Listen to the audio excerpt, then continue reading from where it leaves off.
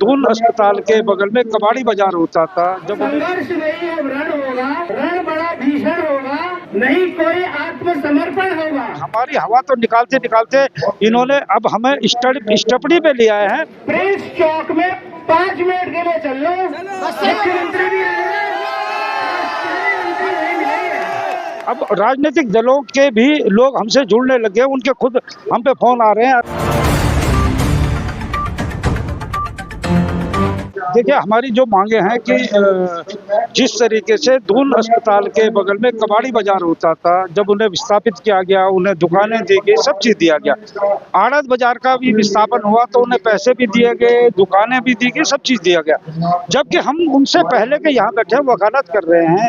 हम हमारी ये मांग है कि ये जो पुरानी जिला जज वाला कैंपस है, ये भी हमें दे दिया जाए।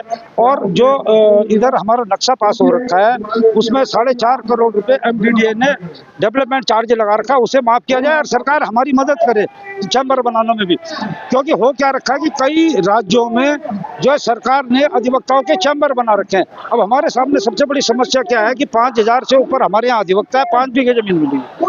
स्टाम्प वेंडरों ने बैठना, टाइपिस्टों ने बैठना, और एक सबसे बड़ी बात जो होती है वादकारी शेड का निर्माण। वो वादकारी शेड कहाँ बनेगा? जहाँ 20,000 25,000 वादकारियों ने आना है, वो कहाँ बैठेंगे? वो इन चीजों के लिए कोई व्यवस्था नहीं करी गई है।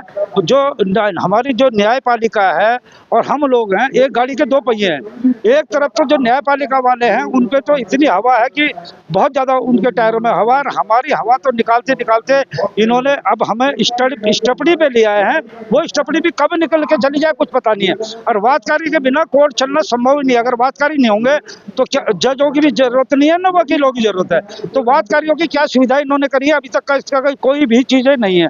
यहाँ ये जो है दून हॉस्पिटल मेडिकल कॉलेज को दे रहे रैन बसेरा के लिए, हमारा उसका विरोध नहीं है। आप कहीं और दे दीजिए, उन्हें बहुत सारी जगह पड़ी हुई है, वहाँ दे दीजिए।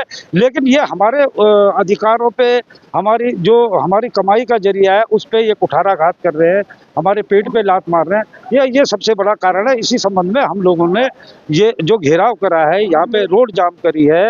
अब ये संघर्ष अभी तो शुरुआत है, बहुत बड़ा संघर्ष होगा। जब तक परिणाम तक कोई चीज नहीं पहुंचेगी तो संघर्ष इससे भी बड़े होंगे। और चाहे हमें माननीय मुख्यमंत्री जी का आवास घेरना पड़े, चाहे हमें सचिवालय घेरना पड़े, हम उसे भी घेरेंगे, निश्चित तौर पे घेरेंगे।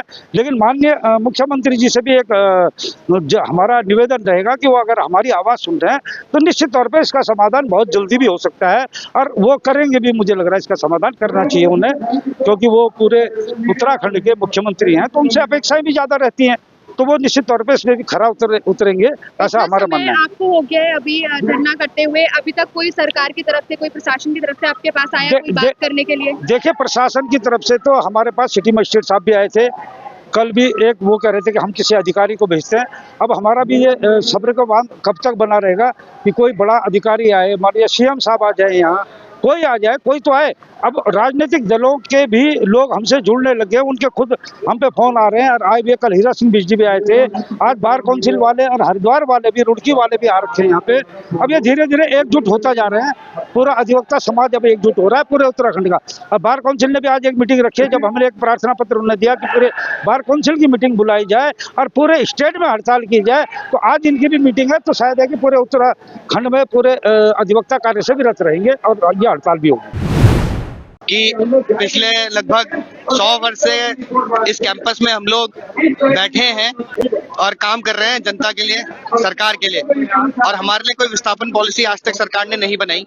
ये लगभग 12.5 बीघा जमीन है जिसकी हम सरकार से मांग कर रहे हैं, प्लस एक 5 बीघा उस नए कैंपस में है, उसमें भी हम एक मांग कर रहे हैं कि बिल्डिंग बनाई जाए अधिवक्ताओं के हितों के लिए। साथ में हम केवल अधिवक्ता ही विस्थापित नहीं होने हैं, इसमें कचहरी के टाइपिस्ट भी हैं, स्टैम्प वेंडर भी हैं, और भी कई लोग हैं जो 15 से 18,000 आदमी है जिसने विस्थापन होना है। उसकी एक नीति बननी है, उसी की डिमांड है हमारी, उसी की मांग। जो हम लोग लगे हैं अपने वकीलों के चैम्बर के निर्माण के लिए लगे थे, लेकिन आज जो हमारी जो संख्या 5 से लगभग 6,000 हमारी पहुंच गई है। तो अब हम ये चाहते हैं कि जो ये भूमि है, जो पुराना डीजे कैंपस है, ये वाला हमें दिया जाए, क्योंकि ये हमारे लिए ही ज्यादा सही रहेगा।